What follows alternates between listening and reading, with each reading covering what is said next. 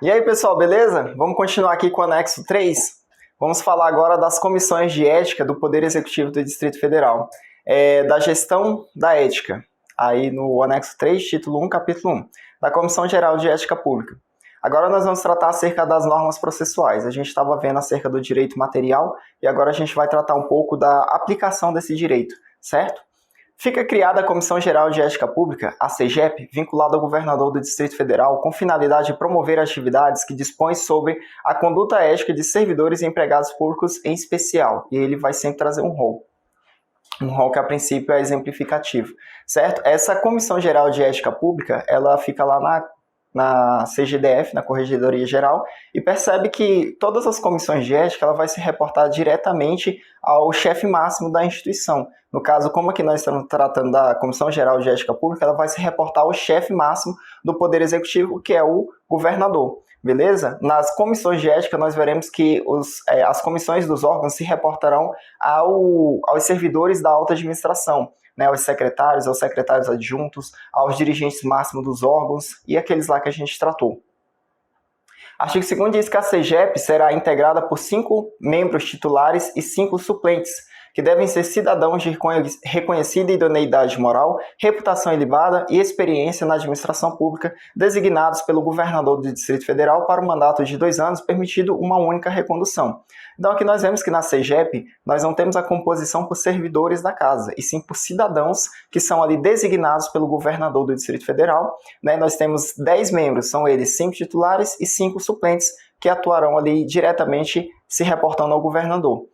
A atuação no âmbito da CGEP não enseja qualquer remuneração para seus membros e os trabalhos nela desenvolvidos são considerados prestação de relevante serviço público, devendo ser registrados nos assentamentos funcionais do integrante. Então aqui a gente vê que não há remuneração para eles, não é qualquer destinação de verbas para eles, e sim uma condecoração, por assim dizer, né, a prestação de relevante serviço público. O presidente da Comissão Geral de Ética Pública será eleito dentre seus membros e terá o voto de qualidade em caso de empate nas deliberações.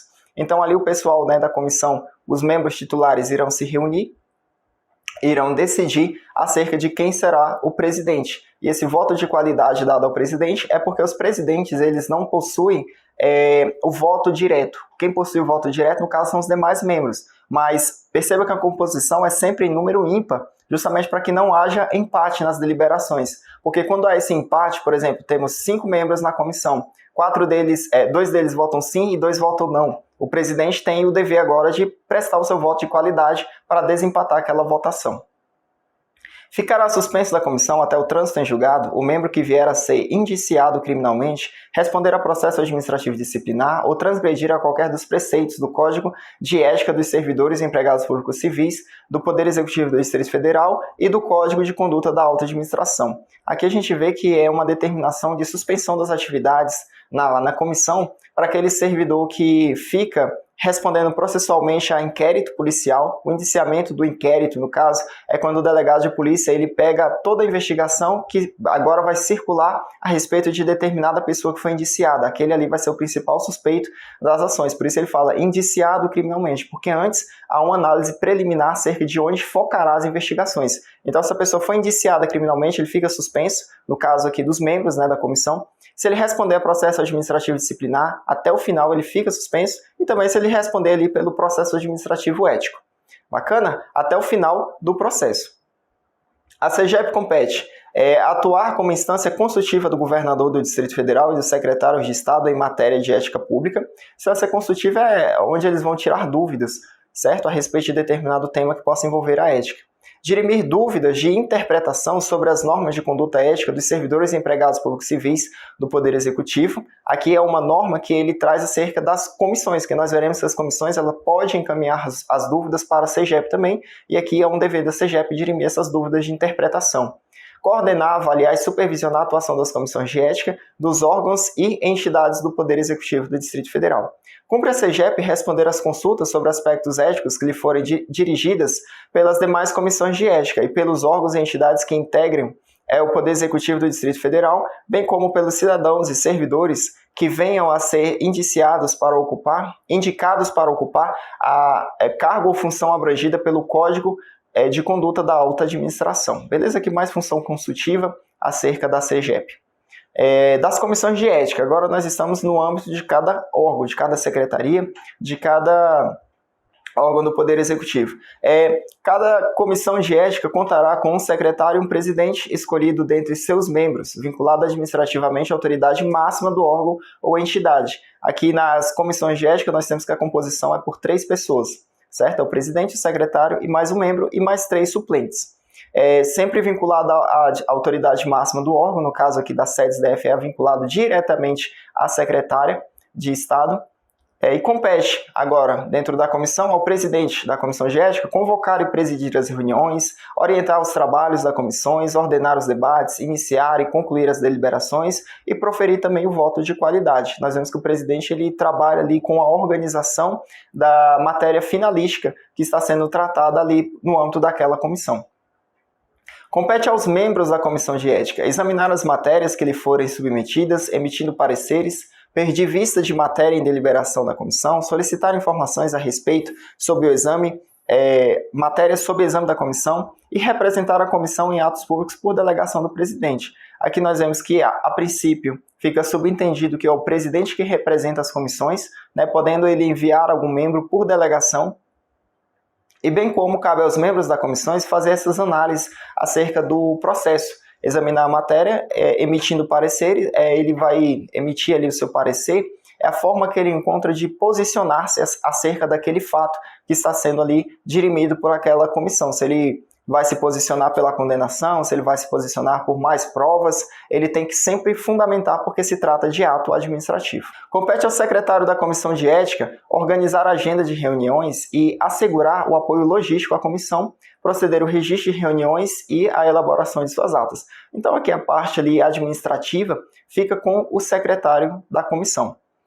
Dos deveres e responsabilidades dos membros da comissão de ética. O membro da comissão de ética que estiver relacionado com a matéria que envolva servidor ou empregado público, submetido ao Código de Ética do Poder Executivo, deverá abster-se de participar de deliberação, declarando seu impedimento. Bom, galera, o Instituto do Impedimento aqui é porque há determinadas situações que podem envolver um amigo íntimo, o cônjuge, o namorado, a namorada do servidor, um amigo muito próximo, um familiar. E aí, nesse caso, se envolver, este membro da comissão de ética ele tem que se declarar impedido, porque, a princípio, haverá ali uma forma pré-determinada dele agir. Por exemplo, se ele for inimigo daquela parte, uma pessoa assim que não gosta mesmo, possivelmente ele vai trabalhar para que haja uma condenação, ainda que não seja um fato para condenação. Então, para evitar esse tipo de distorção processual, de nulidade processual, tem esse instituto do impedimento, onde a pessoa ela pede para não atuar e solicita que seu suplente atue no lugar dela. As matérias examinadas nas reuniões da comissão de ética são consideradas de caráter sigiloso até a deliberação final. Aqui ele fala, do caráter sigiloso, uma vez que se trata de fatos que podem envolver a intimidade das pessoas. Os membros da comissão não poderão se manifestar publicamente sobre situação específica que pode vir a ser objeto de sua deliberação formal. Aqui ele está alertando para os membros da comissão não ficar emitindo opiniões acerca de determinado fato, acerca de determinado acontecimento dentro da administração, porque isso acaba criando um pré-julgamento. Não só um pré-julgamento na cabeça do servidor, como um pré-julgamento social, ali no caso no âmbito interno da administração. Então acaba contaminando a própria forma do servidor atuar naquele caso em concreto, beleza? Então ele fala para não ficar aí se manifestando publicamente, porque pode vir a ser caso de deliberação formal. E aí no caso, se for um caso, por exemplo, de condenação, e a pessoa já tinha se manifestado ali num pré-julgamento de que iria haver a condenação daquela pessoa, havia ali a aplicação de censura, por exemplo, o advogado que vai atuar ali junto ao processo, ele pode justamente trazer isso como matéria de defesa, alegando que já havia uma contaminação acerca do juízo de valor a ser emitido por aquele fato. Bacana? Das competências da comissão de ética. Compete às comissões de ética orientar e aconselhar sobre a ética profissional do servidor no tratamento com as pessoas e com o patrimônio, que é justamente essa função que eu estou desempenhando aqui agora, que é de orientar, não só de cobrar os servidores, mas também tem que ter aquele dever de orientação, porque não dá para exigir a cobrança de algo que não se ensina. Se não tem um apoio para ensinar a atuação e tudo mais, não tem como você pedir ali um controle, uma forma organizada de atuação. Atuar também, compete à Comissão de Ética atuar como instância consultiva de dirigentes, servidores e empregados públicos no âmbito do respectivo órgão ou entidade. Então, aqui é dirimir dúvidas, tanto dos dirigentes quanto dos próprios servidores acerca de determinadas condutas, determinadas formas de agir na administração, se elas se enquadram ali como normas éticas ou antiéticas. Convocar também servidores e empregados públicos para prestar informações ou apresentar documentos, esclarecer e julgar comportamentos eticamente duvidosos. Aqui já no âmbito processual, né? Constituir novas provas, esse caso de convocação acerca de esclarecimentos, e esclarecer e julgar o comportamento também sempre no âmbito processual, nunca emitindo um pré-julgamento de valor. Bacana? Cabe também ainda aplicar o Código de Ética dos Servidores e Empregados Públicos Civis do Poder Executivo do Distrito Federal, devendo apurar mediante denúncia ou de ofício, conduta em desacordo com as normas éticas pertinentes e... Então, aqui a forma que a comissão ela vai autuar o processo, ela vai instaurar ali, no caso, aquela apuração, é mediante denúncia ou mediante atuação de ofício. Cabe também às comissões aplicar o Código de Ética dos Servidores e Empregados Públicos Civis do Poder Executivo do Distrito Federal, devendo apurar, mediante denúncia ou de ofício, conduta em desacordo com as normas éticas pertinentes. Então, aqui a forma de atuação da comissão é mediante denúncia, que é quando determinada situação chega à comissão, e de ofício quando a própria comissão ela toma conhecimento ali nas suas próprias atuações. Por exemplo, um membro da comissão está andando no órgão público e ele presencia determinada situação que pode se enquadrar como uma conduta antiética. Ele tem aquele dever de instaurar o processo para apurar aqueles fatos. E a denúncia é quando chega, por exemplo, pelo canal da ouvidoria, pelo e-mail, ou algum servidor comunica a respeito de determinados fatos. Mas aí, pessoal, a denúncia ela tem que ser de uma forma ainda que minimamente fundamentada, né? Não dá para a pessoa chegar e denunciar, eu fui ao serviço público tal, lá o servidor, não especifica quem, lá o servidor me distratou, ele me fez isso, aquilo, outro, mas não fala onde ocorreu, não fala as características do servidor, não fala em que horário, em qual data. Então tem que trazer aí um pouco de elementos a mais, fundamentar melhor a denúncia, para fins de que a própria comissão consiga trabalhar. Porque todos nós aqui que estamos atuando somos seres humanos, então sem as mínimas informações ali de onde a gente pode pelo menos tentar buscar alguma informação complementar para poder atuar naquele processo, fica complicado, beleza? A comissão, a CEGEP, comunicar à CEGEP situações que possam configurar descumprimento do Código de Conduta da Alta Administração do Distrito Federal. Então aqui, quando for caso, por exemplo, de uma má conduta de um servidor da alta administração, por exemplo, o secretário, o dirigente máximo, o secretário adjunto, que estiver praticando uma conduta antiética, não cabe à comissão de ética autuar o processo para que ela verifique, porque ela é subordinada justamente àquela autoridade máxima. Compete, no caso, à comissão, ela pegar aquelas informações e encaminhar para a comissão que tem essa competência, no caso, a CEGEP, beleza? Comissão Geral de Ética Pública. Do funcionamento das comissões de ética. O dirigente máximo de cada órgão ou entidade autorizará, se houver necessidade, de dedicação exclusiva dos servidores designados para integrar a comissão de ética. Então aqui, pessoal, se trata de que a comissão de ética, os servidores que a compõem, geralmente eles já possuem uma lotação pré-determinada, né? Por exemplo, eu sou lotado na correição.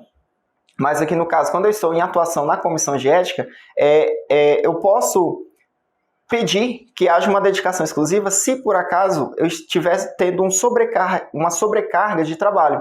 Então vamos supor que eu tenho muito trabalho na correição e também está tendo muita demanda na comissão. Eu posso solicitar, no caso aqui, a secretária, para que ela me autorize a ter uma dedicação exclusiva para a comissão, para fins de que eu não venha ter nos meus assentamentos ali um registro de pouco desempenho por causa de uma sobrecarga processual. E nós vamos ver também que os deveres da comissão de ética ela se sobrepõem aos deveres de origem do cargo de origem, no caso ali da lotação de origem do servidor. Ela tem uma dedicação ali exclusiva, ela tem uma análise melhor dos fatos, beleza?